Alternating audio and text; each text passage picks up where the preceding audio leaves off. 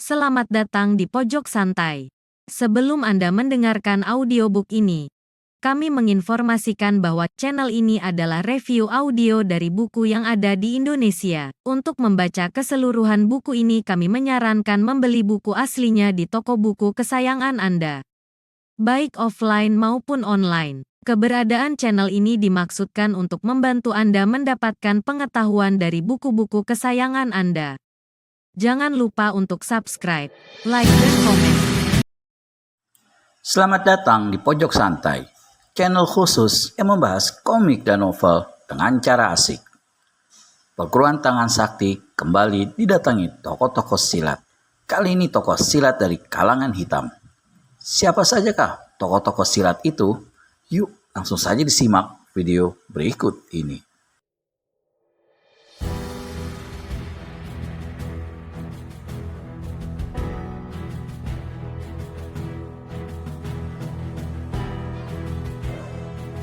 Tidak usah banyak peradatan, Raja Racun, selak Ki Wanayasa keras. Katakan saja apa maumu dan jangan bertele-tele. Seketika wajah Raja Racun pencabut nyawa berubah setelah mendengar teguran kasar itu. Sesaat sepasang matanya berkilat penuh kemarahan. Tapi itu hanya sebentar saja karena sekejap kemudian sudah kembali biasa. Baiklah Wanayasa, sungguh tidak kusangka sama sekali kalau orang terhormat seperti dirimu yang juga ketua perguruan Tangan Sakti ternyata hanya seorang pengecut. Bahkan tidak segan-segan berdusta untuk menyelamatkan nyawanya. Keparat kau Raja Racun, bentak Ki Wanayasa marah. Jelaskan apa maksudmu sebelum aku terpaksa bersikap yang tidak sepantasnya terhadapmu. Kakek bongkok udang ini memang paling pantang dikatakan pengecut. Maka kemarahannya pun langsung bergolak mendengar ucapan Raja Racun pencabut nyawa.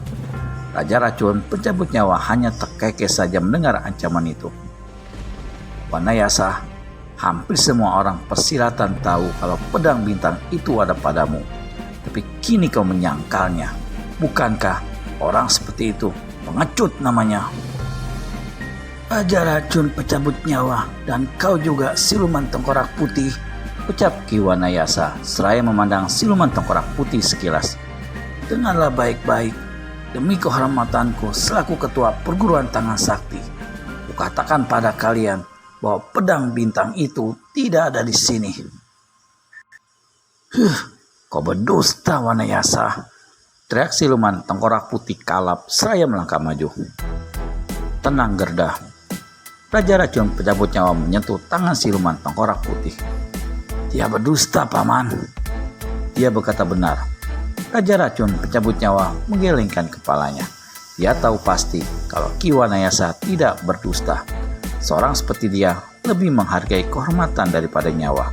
Dan diketahui betul hal itu. Tapi Paman, siluman tengkorak putih masih penasaran. Biar aku yang mengurusnya Gerda. Percaya, masalah ini pasti akan tuntas. Mendengar jaminan Raja Racun pencabut nyawa, siluman tengkorak putih kembali mundur ke tempatnya. Dia percaya penuh akan kemampuan orang yang dipanggilnya Paman ini. Dia juga tahu kalau pamannya itu mempunyai berbagai macam tipu muslihat.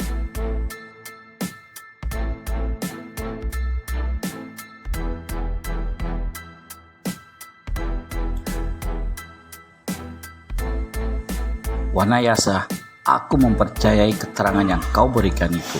Aku juga percaya kalau pedang bintang itu memang tidak ada padamu. Tapi itu bukan berarti kalau kau tidak tahu menahu di mana adanya pedang itu. Bukan begitu Wanayasa. Pancing Raja pencabut nyawa. Wajah Ki Wanayasa berubah hebat. Sungguh di luar dugaan kalau Raja Racun pencabut nyawa itu sedemikian cerdiknya. Dan ini membuatnya cemas bukan main. Apa urusannya hal itu denganku? Katakan saja di mana adanya pedang bintang itu, maka kami akan segera pergi dari sini. Desak Raja Racun pencabut nyawa tidak sabar. Kalau aku tidak memberitahukannya, aku akan memaksamu.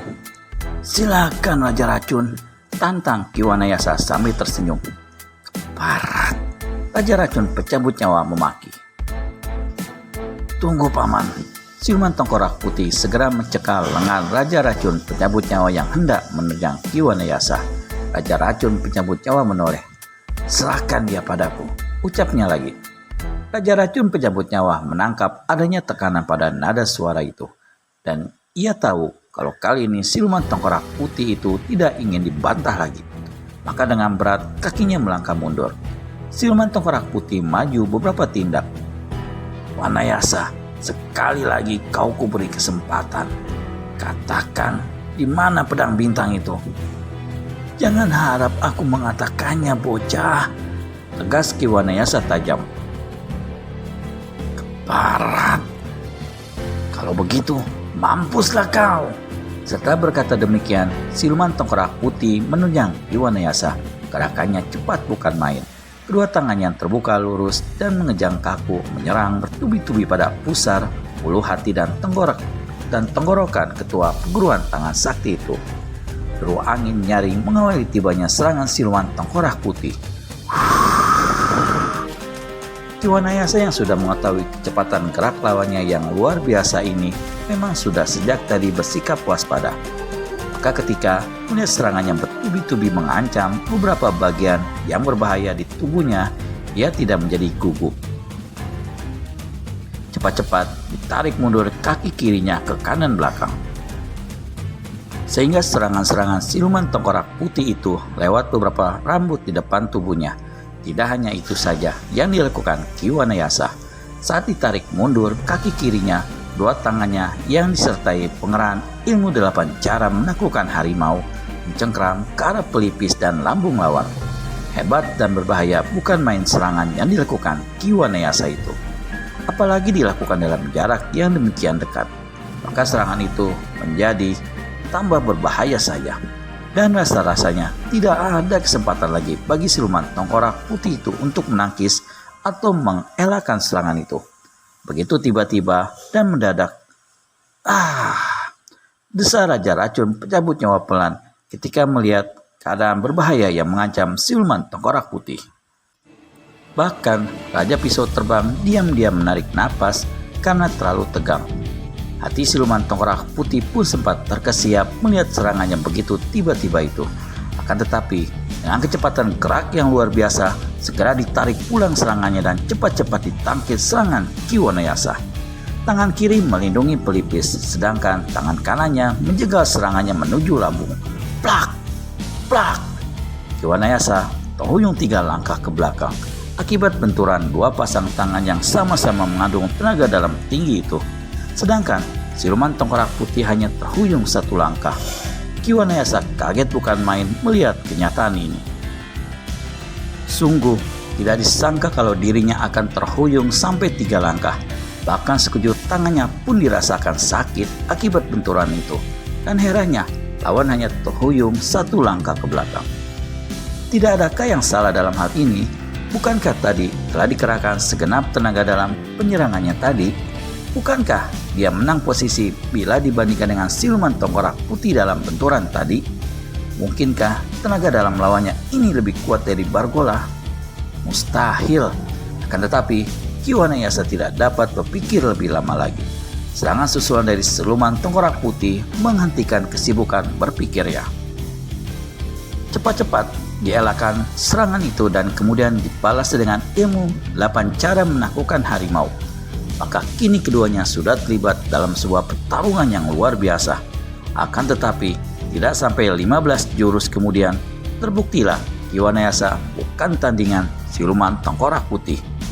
Kakek bongkok udang itu perlahan namun pasti mulai terdesak. Hal inilah tidaklah aneh karena memang ketua perguruan tangan sakti ini kalah segala-galanya dibanding lawannya. Bagaimana kelanjutan pertarungan Ki Wanayasa dengan siluman tengkorak putih? Siapakah yang akan kalah?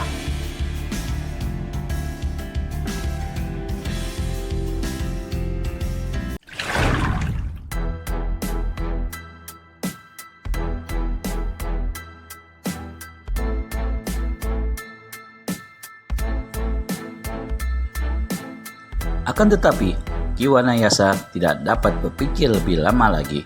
Serangan susulan dari siluman tengkorak putih menghentikan kesibukan berpikirnya. Cepat-cepat dielakkan serangan itu dan kemudian dibalas dengan ilmu 8 cara menaklukkan harimau.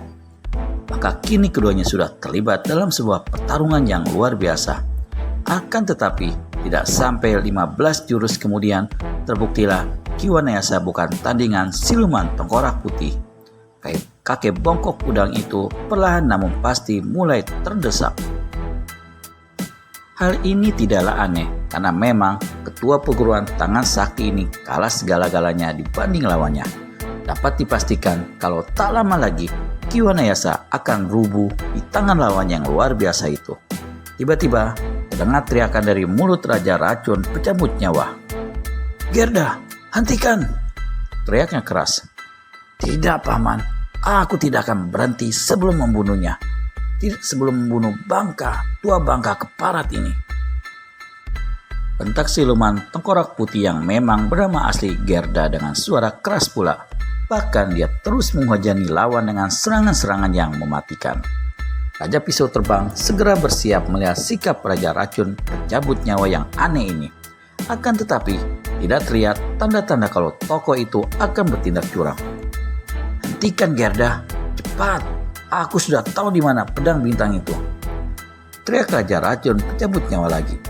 Dengar ucapan itu, langsung siluman tengkorak putih menghentikan desakannya pada Ki Wanayasa. Tubuhnya melenting cepat ke belakang meninggalkan lawannya. Akan tetapi, Ki Wanayasa yang sudah mencium adanya bahaya yang mengancam tempat pedang bintang berada tidak membiarkan lawannya. Cepat-cepat dia melompat mengejar. "Adik Kirin, tolong cegah Raja Racun itu pergi," teriak Ki Wanayasa sambil terus mengejar. Raja Pisau Terbang yang telah melihat Ki Wanayasa tengah berusaha menghalangi kepergian siluman tengkorak putih segera bergerak ke arah Raja Racun Pencabut Nyawa begitu mendengar teriakan rekannya itu. Raja Racun Pencabut Nyawa yang juga mendengar teriakan tadi juga tahu kalau sampai berhadapan dengan si Raja Pisau Terbang, kemungkinan untuk dapat lolos sangat kecil. Buru-buru dirogoh balik bajunya untuk mengambil sebuah benda bulat sebesar telur bebek. Tanpa ragu-ragu lagi, benda itu dilemparkan ke arah Raja Pisau Terbang yang tengah bergerak mengejar.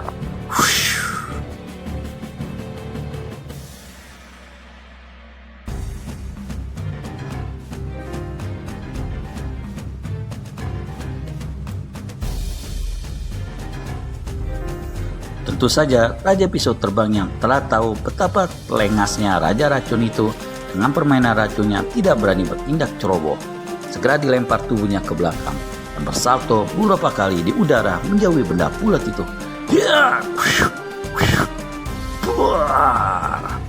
Dengan ledakan keras begitu benda bulat itu menyentuh tanah. Asap yang berwarna hitam pun menyebar menghalangi pandangan. Sedangkan siluman tengkorak putih yang tengah dikejar Ki Wanayasa rupanya menjadi tidak sabar juga. Sambil terus bersalto ke belakang dikirimkan serangan jarak jauh. Seketika angin keras yang berbau amis keluar dari tangan siluman tengkorak putih. Ki Wanayasa segera tahu kalau pukulan jarak jauh itu di samping mengandung tenaga dalam kuat juga mengandung racun amat jahat. Maka dia tidak bertindak gegabah lalu buru-buru melompat ke samping. Tubuhnya langsung bergulingan di tanah menghindari pukulan itu. Kesempatan itu pun digunakan Gerda atau siluman tengkorak putih untuk meloloskan diri dari kejaran Ki Wanayasa. Setelah sama-sama gagal dalam mengejar Raja Racun Pencabut Nyawa dan siluman tengkorak putih, Ki Wanayasa hanya menatap kepergian siluman tengkorak putih diiringi sinar mata cemas. Ia tahu kalau Raja Racun Pencabut Nyawa tidak main-main dengan ucapannya yang mengatakan telah mengetahui tempat pedang bintang itu berada. "Betulkah apa yang dikatakan Raja Racun itu, Kakang?" tanya Raja Pisau Terbang yang tahu-tahu sudah berada di sampingnya. Ki Wanayasa menghela napas berat sebelum menjawab pertanyaan itu. "Kemungkinan besar memang begitu, Adi," ucapnya pelan. "Aku jadi tidak mengerti, Kakang. Begini, Adi. Beberapa tahun yang lalu, Ki Gering Langit berkunjung ke tempat ini menemuiku. Kami berbincang-bincang beberapa lama sampai akhirnya ia mengajakku bermain sintir. Padahal telah lama aku berjanji dalam hatiku untuk tidak memainkan permainan itu. Tapi Ki Gering Langit terus memaksa. Aku menolak, tapi dia terus mendesak. Bahkan sampai-sampai mempertaruhkan kitab-kitab ilmu silatnya. Akhirnya aku tidak tega lalu mengalah dan akhirnya kami bermain. Melalui sebuah permainan yang lama dan menegangkan, akhirnya aku dapat mengalahkannya. Maka ia pun memenuhi janjinya menyerahkan kitab-kitab ilmu silatnya padaku. Tentu saja hal itu kutolak. Kukatakan padanya kalau aku terpaksa menerima ajakan itu bukan karena ingin taruhan, tapi ia tetap memaksa. Katanya janji adalah hutang dan ia tak ingin berhutang. Tapi aku berkeras menolak. Sampai akhirnya kami menemukan jalan tengah yang disepakati bersama. Kitab-kitab itu dibawa olehnya, tapi dia meninggalkan sebilah pedang yang di dalamnya terdapat petunjuk mengenai tempat kitab-kitab peninggalannya. Pedang itu bernama Pedang Bintang. Lalu, mengapa tadi Kakang bersikeras mengatakan tidak menyimpannya? Bahkan sampai membawa-bawa kedudukan untuk menguatkan pernyataan Kakang itu. Selak Raja Pisau Terbang. Sabar adik Kirin, ucap Ki Wanayasa sambil tersenyum. Aku belum selesai dengan ceritaku. Wajah Raja Pisau Terbang memerah mendengar teguran halus itu. Mulanya, aku berniat menyerahkan pedang bintang itu pada salah satu seorang muridku. Tapi sayangnya, tidak ada satupun murid-muridku yang memiliki bakat luar biasa. Sampai akhirnya, suatu hari, adik seperguruanku yang berjuluk Pendekar Ruyung Maut datang mengunjungiku bersama anak lelakinya. Anak itu ternyata memiliki bakat yang luar biasa dalam ilmu silat. Jadi kuberikan saja pedang bintang itu padanya. Tapi kenapa Raja Racun pencabut nyawa itu mengatakan bahwa ia tahu di mana adanya pedang bintang itu, Kakang? Apakah itu hanya tipu muslihatnya saja? Kemungkinan besar yang dikatakannya benar, ujar Ki Wanayasa. Kecemasan nampak tergambar di wajahnya. Karena ia pernah bertarung mati-matian melawan adik seperguruanku. Dalam pertarungan itu, tidak ada yang kalah dan tidak ada yang menang. Kedua-duanya sama-sama terluka. Aku mengerti sekarang, Kakang. Tanda saja Pisau Terbang mulai paham. Karena pernah bertarung dengan adik seperguruanmu sampai sekian lamanya, setidak-tidaknya ia mengenali ilmu-ilmu andalan dan mengenal gerakan-gerakannya. Pantaslah, tadi begitu melihat pertarunganmu dengan siluman tengkorak putih, ia tampak kaget. Benar, rupanya ia melihat adanya persamaan jurus yang kugunakan dengan lawannya dulu, Pendekar Ruyung Maut. Desah Ki Wanayasa pelan. Tapi mudah-mudahan saja dia salah duga. Menurutku, kemungkinan itu sangat kecil, Kakang. Raja Racun pencabut nyawa itu sudah terkenal kecerdikannya di samping kelicikannya. Kakang toh telah lihat sendiri kenyataannya sewaktu dia menyudutkan Kakang dengan pertanyaan yang membuat Kakang tidak mampu berkelit lagi. Tebak Raja Pisau Terbang saya menggelengkan kepalanya. Iya, ucap ketua perguruan tangan sakit itu singkat. Benarkah analisa Ki Wanayasa akan mengertinya Raja Racun pencabut nyawa akan di mana keberadaan pedang bintang? Temukan jawabannya di video selanjutnya hanya di channel Pojok Santai. Segera subscribe dan tekan tombol lonceng untuk mendapat notifikasi video terbaru dari kami. Terima kasih dan sampai bertemu kembali.